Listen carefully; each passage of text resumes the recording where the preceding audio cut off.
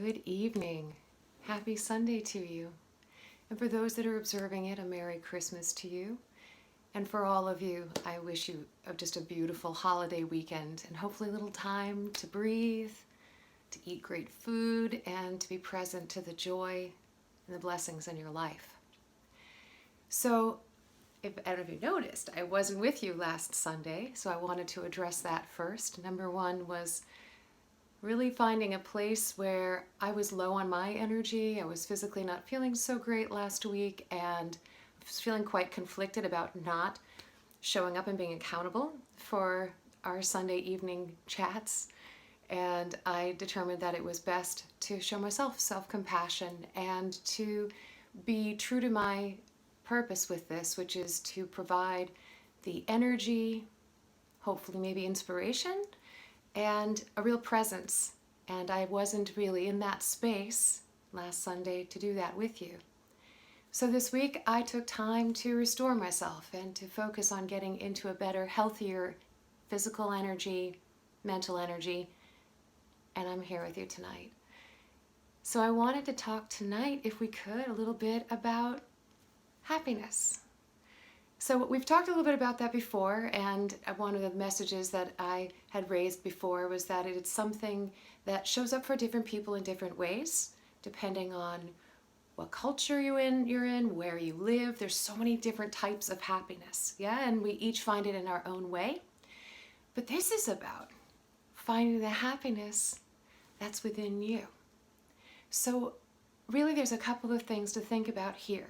There's three things that I want you to think about. Number one is get real with this, okay? Life is life and it's not always so smooth, is it, right? So there are times where you need to really get quiet and recognize that you have to find moments to be grateful, and even if it's small pleasures, the sun on your skin, a meal that is in front of you, the fact that you have a car that works to drive you where you need to go.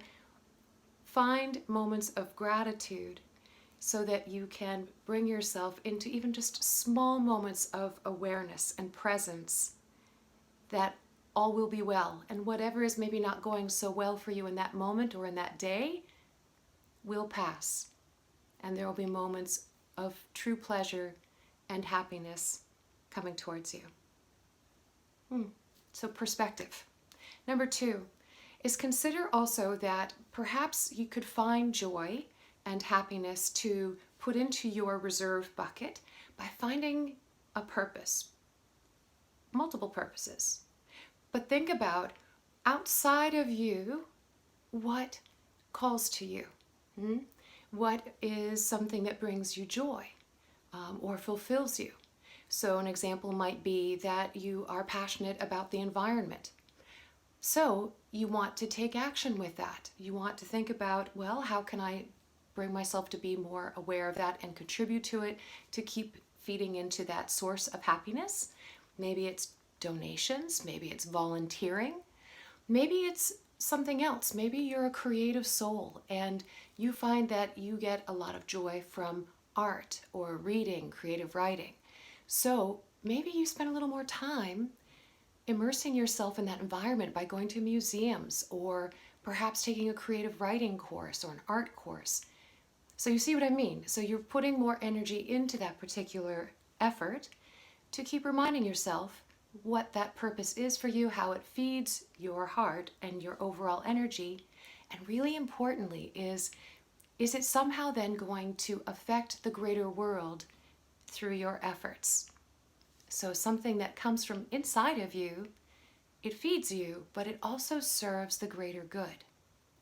And the third thing I would say, and this is a season for us to be so aware of this, be generous. Be generous with your energy. Perhaps it is as simple as smiling at a stranger or giving a more generous tip to your server. Maybe it's simply the act of calling somebody that you haven't spoken with for a while to let them know that you're thinking about them. Be generous with your time and with your mind. A hug, telling a friend how much you appreciate them, So be generous. It's generative. It keeps giving you back. When you do something that really gives to someone else, it feeds your good energy. And the good news is it's contagious. So perhaps the ripple effect will be that others too will bring greater generosity into their world. So that's a wonderful karmic cycle. So really all of this, what I'm saying is that you don't need to necessarily have a sensory stimuli, something happening or being given to you for you to be happy, nor does it have to be something that you've accomplished necessarily that feeds your ego for you to be happy. There's a great author, he actually was a motivational speaker and worked at Google for quite a long time. His name is Chade Meng Tan. Chade Meng, M-E-N-G is what he's referred to in Tan. He's done quite a few good TED Talks, and he talks about joy on demand. He actually has a book called Joy on Demand. Great idea that joy is within you and it's on tap.